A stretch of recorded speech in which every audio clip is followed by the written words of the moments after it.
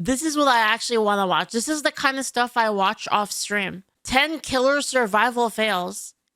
Things that were written in I want to know how to survive in the wilderness. Books that you'll see on TV that could get you killed.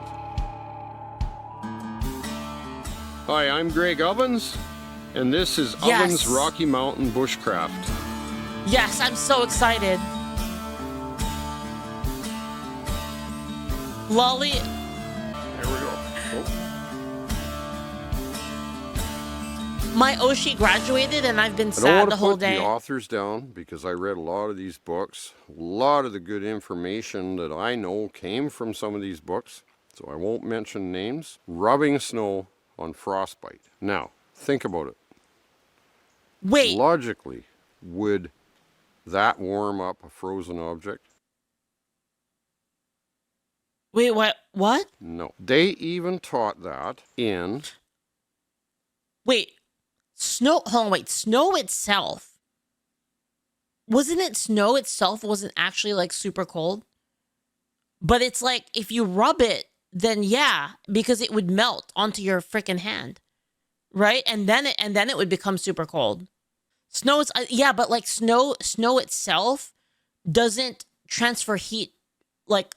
Snow itself doesn't transfer heat, cold rather. Doesn't transfer cold very well. It's when it becomes liquid that it transfers it. It's an insulator, but it melts cold. Yeah, exactly. That's what I mean. That's what Doll said basically. Snow is good insulation. See, exactly. That's what I'm trying to say. But if you rub it on your frostbite, then it would melt onto it, which would make it worse. No, it's not. Dude, it's not. It is a good insulator.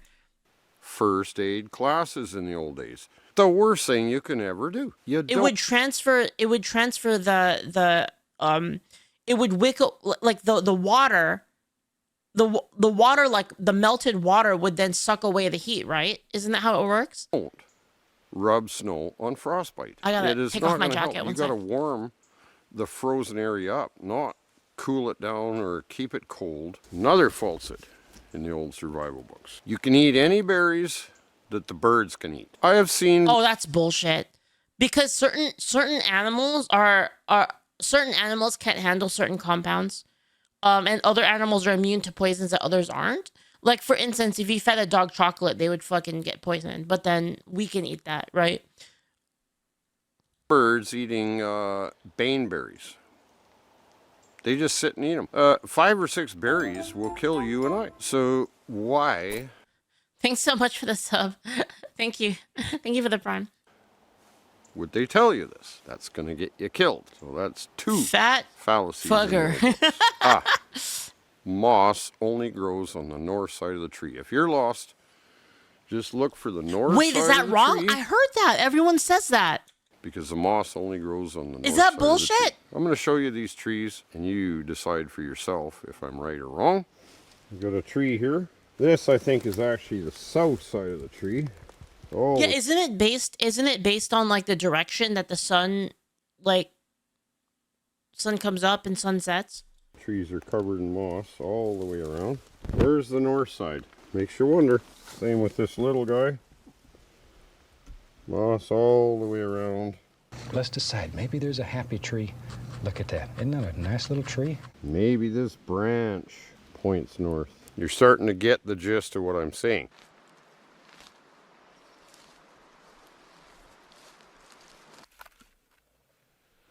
Guys, I really like moss.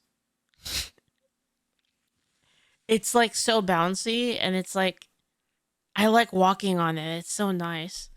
You guys don't like I like, you know, like in they do this sometimes in Japan, and I think they do this also in like the UK, don't they, where they have moss gardens? They have little moss gardens that has like just a little instead of like grass, they have like moss. It's so nice.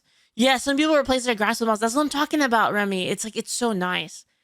It's so aesthetic to me, like just like a garden with like that soft moss on top.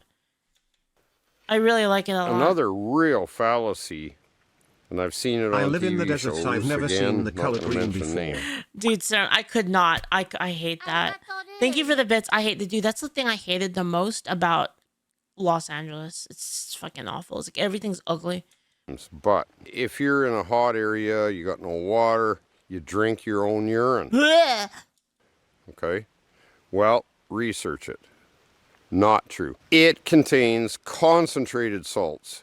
It will dehydrate you 5 times faster than if you didn't drink anything at all. If it isn't water, you can't drink your urine to hydrate. The string for your bow is the most important part of a bow drill setup or kit. Some work and some don't, because I always, when I read the books, I would practice the things they taught, but I would try to Have any of you guys ever done this shit? I have literally never done this. Ever. improve on the practice. I would be absolutely fucked if I had no like lighter or matches or anything like that, and I was like in the woods like this. I would be fucked. It'd be over. Practicality of the method. Because I don't know. I feel like it's so easy to have like a set, like a fire starting set that you should just have one. But what if it gets taken away? Then I'd be so screwed. You know? Because what I did learn is a lot of shoelaces that they would say, oh, use your shoelace. Dolls has former Boy Scout here. So you I mean, of course They you don't do that, work. right? I've used leather shoelace.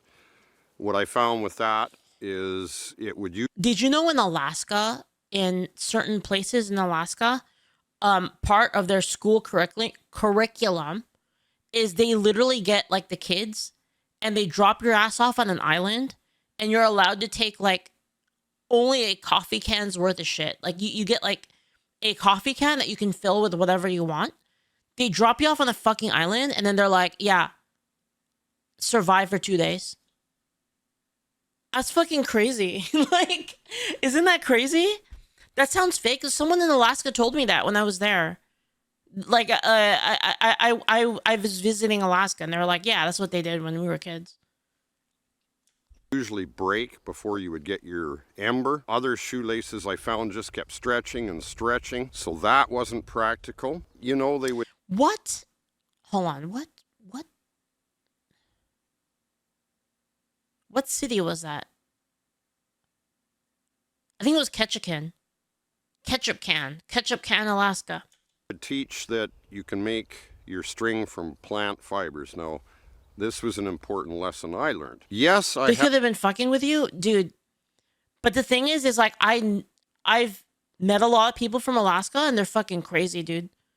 They're crazy. They're like, yeah, it's like gonna be winter, so yeah, we caught like fucking 20 salmon, and they're just like hanging out in our backyard right now. It's just, holy fuck, man. been able to do it Shit's with dog crazy. bane, but the problem was, Yeah.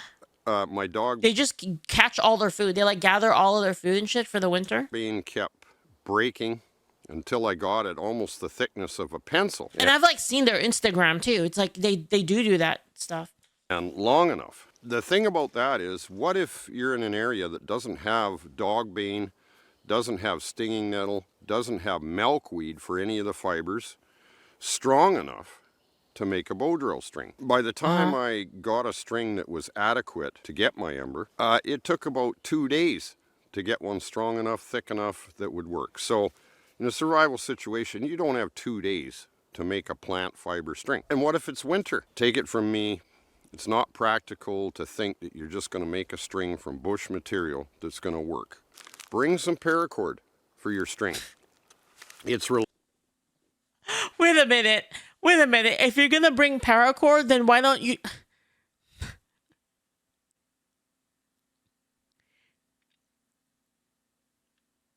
Why don't you just bring a fire starter then? What the fuck? Reliable. And yes, the first couple of times when you're starting, this will stretch to a degree. Dude, that's pretty smart. He put like a tree. And He yes, put like a tree on top of The it. first couple of hold times it down. when you're starting, this will stretch to a degree as well. So you usually have to tighten it a couple of times before you attempt your actual fire, because it will stretch to a degree. But it will not break on you, because in my opinion, it's the most important survival skill to learn is fire.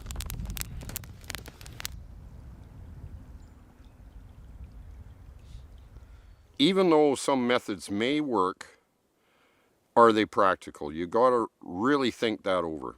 You've seen me use the sandwich bag, which does work. I've used it several times. What? It's only gonna work certain times a year. You can do that? That's when crazy. the sun has enough intensity. It's not gonna work. That's Giga Brain, dude. Holy shit. If it's cloudy out, obviously. It kind of reminds me of a movie, actually. I don't know if you've seen The Edge with Anthony Hopkins and Alec Baldwin. He's basically, they're in a plane crash and they have to survive and hike out of the wilderness in Alaska.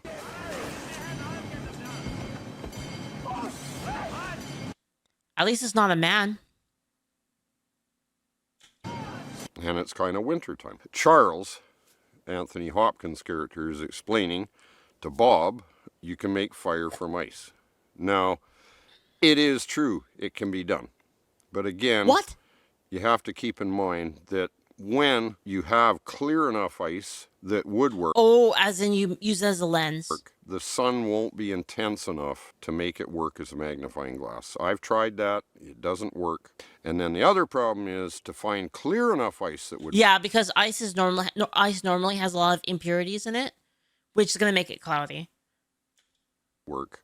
Most ice is milky, gray, just foggy, so cloudy. So you can't. Yeah, making clear ice is actually, it's an art form in of itself.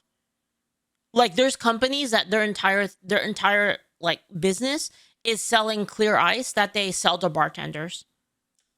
Make this lens work would be very difficult. And I was a bartender at one point. The other thing, which I'm going to do, and I've been working on a method of the fire roll. The problem with that as well is it's not really practical because you need ash to use in your cotton to get the fire roll. Leave, what haven't I done? You want to know all the things I've done? Okay, I sold, I did, like, you know that, when you're like at a, what do you call it? Like amusement park and you sell like drinks at shows. I did that. I've done land survey, which is when you determine the property boundaries for people. I've done that. I've done security.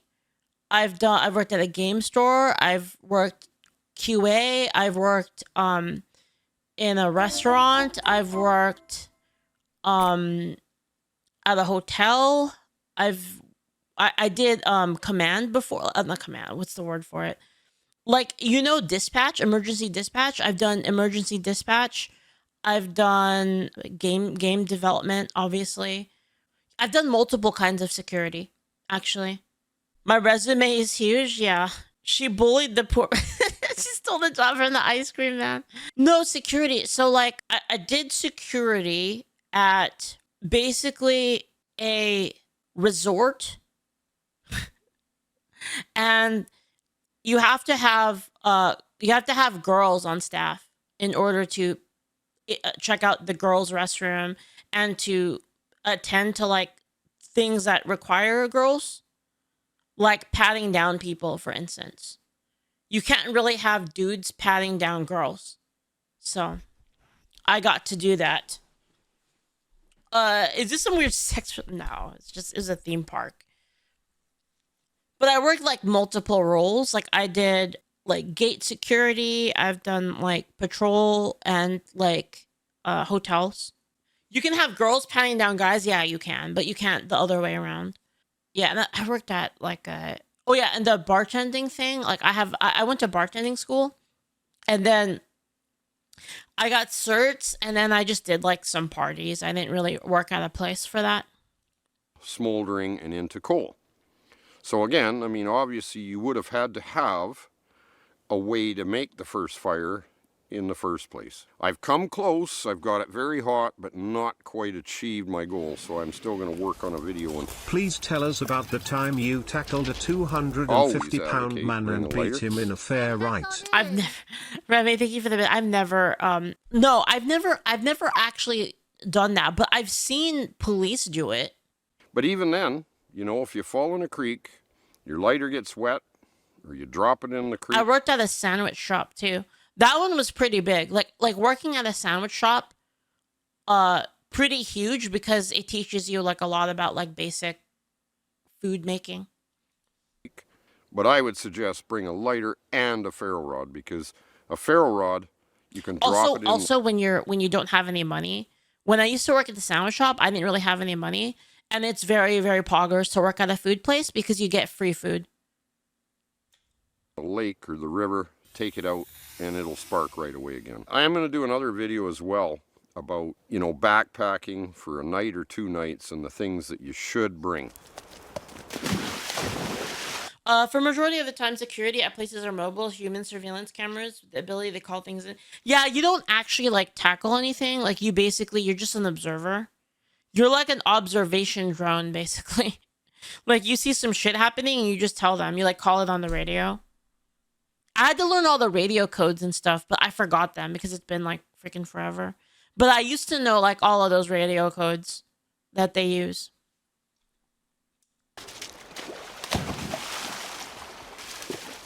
Good boy.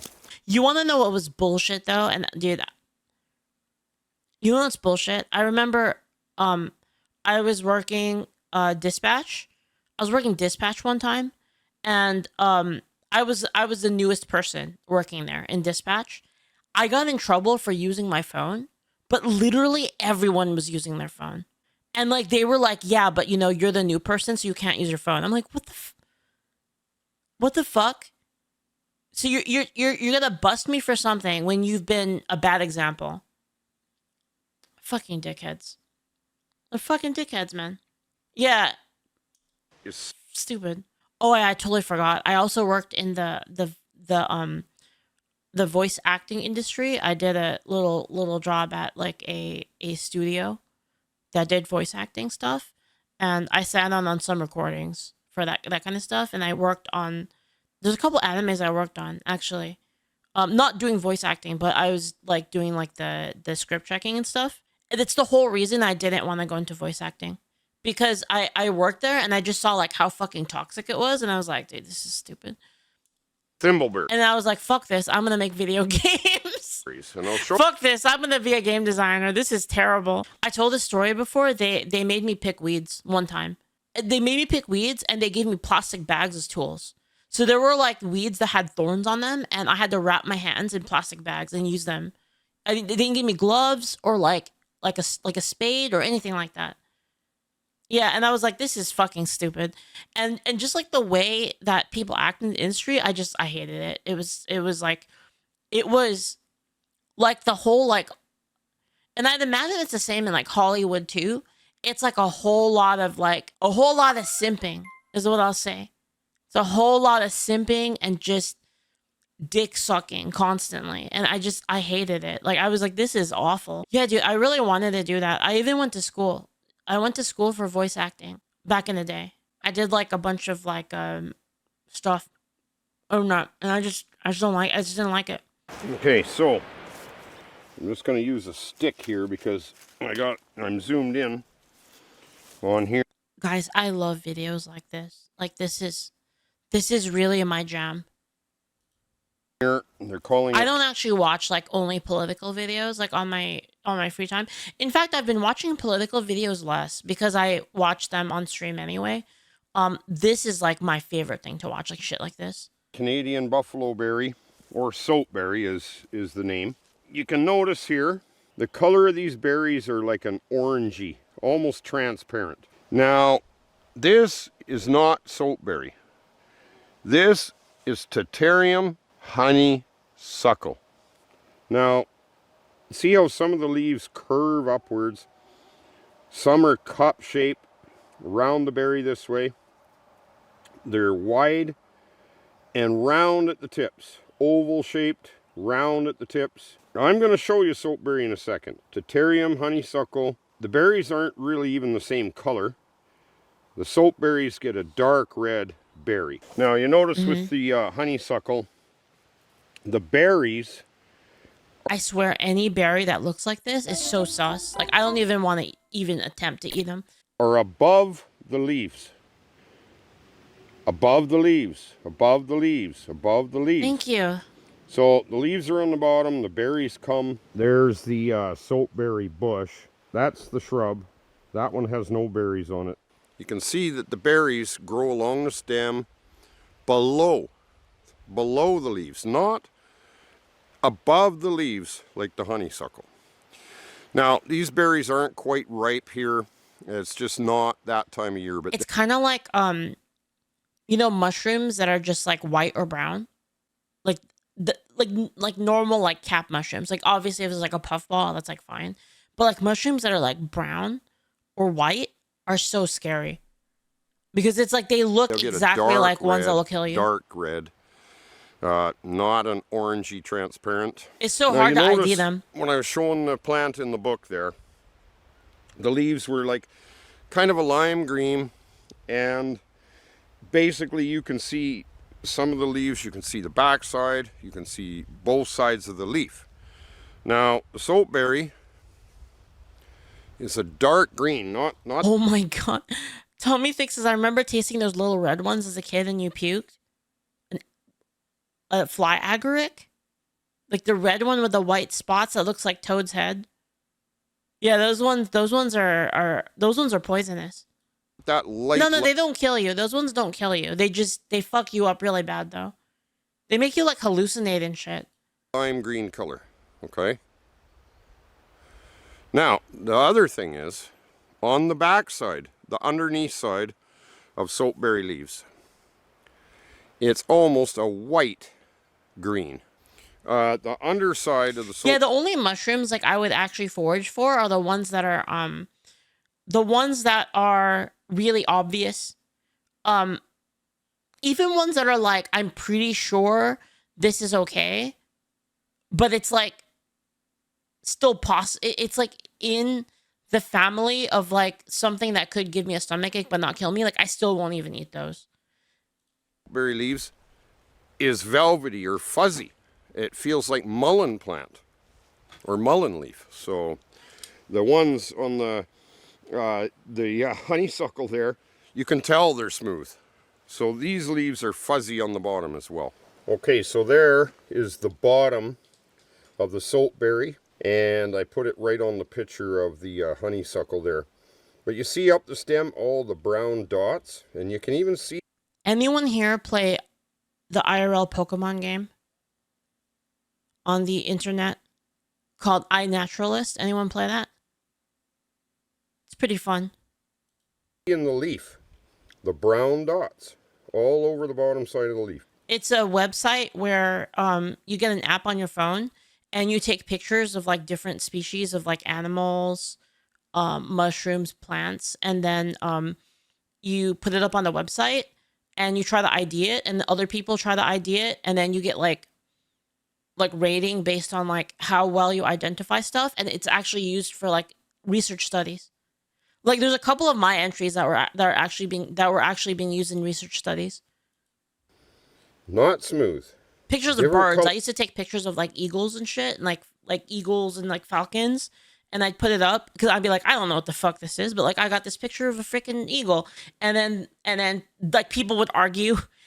They do a comment like, I think it's this eagle, and the next person's like, no, it's not that kind of eagle, because if you look at like the angle of the wings and like the slight curvature of like the feathers, it like can't be this eagle. It's like this eagle that's like related to that eagle, and then they would just argue in the freaking thing. It's amazing. More of a whitish green on the bottom side. The wind's trying to blow my leaf away. I'll show it to you, John, in a second. There you go. And see how it's pointed? It's not oval leaf or shaped. I don't know if I can show it on stream. Not cup shaped. It's just flat and kind of like an arrowhead. And this is to show you the top side. One thing concerning the salmon berries, the flower on the salmon berries is a pink or purplish not white like the thimbleberries, so that's one thing I forgot to mention. Okay, so with the honeysuckle, the berries on honeysuckle are generally mildly toxic, whereas the soap berries are edible. But here's the thing with the soap berries, they're very bitter. It's so bitter, you'd have to add a lot of sugar. But I still want to make... I'm the freak that just likes to eat cranberries. Like straight cranberries. Like out of the bag. I don't know, some I'm of that weird. and just show you how to do that. Yeah. I guess the main point is do your research. I mean, you've got Google nowadays, and actually Google the things that I've been talking about to see that I'm right or not. So the other fallacy... Yeah, like when it's like Thanksgiving and they have like those bags of just straight cranberries for sale. Like in the little ocean spray bag. I just freaking eat them. was in one of the books, they said the way you can tell Yeah, I love poisonous raw garlic. berries Raw from garlic is edible the best. berries is by the taste. If they're Wait. sweet, berries from edible berries is by the taste. If they're sweet and pleasant tasting, they're okay to eat. I don't think that's true. Also, like I heard, like there were people that have eaten like the super deadly mushrooms, and they've said that they tasted good, and then they almost died. If they're bitter, they're poisonous. Well, that's not true either, and I can think of several examples. Like I just mentioned, the soap berries are very bitter, but they're edible. There's another example where twin berries, black twin berries, actually taste fairly good. So there's another fallacy that you can tell a poisonous from an edible berry by the Dude, these like survival fails will get you killed. taste. That's a fallacy as well. But anyway, I have tasted some of the poisonous berries, not eaten them, but tasted them because I wanted to He just put it in his mouth and just took a bite and then spit it out. Holy fuck. know about that theory. And sure enough, the theory's wrong, because you can't go by if the birds can eat them, the same as you can't go by the taste. If they're bitter, they're poisonous. If they're sweet, they're okay. It's not true. So, do your own research. I hope you learned something. I hope you really will comment. And I really appreciate all you subscribers and viewers. So, we'll see you on the next one. And I really hope that you learned something, but that you'll check it out for yourself. Right on. We'll see you on the next one. Damn, that's a nice tree. Damn, I like this guy's videos. I'm actually gonna sub. This is great. Learn to camp smarter with less. What other stuff does this guy do? Ovens Rocky Mountain Bushcraft. I'll link you guys a channel. Survival challenges. I love this kind of stuff.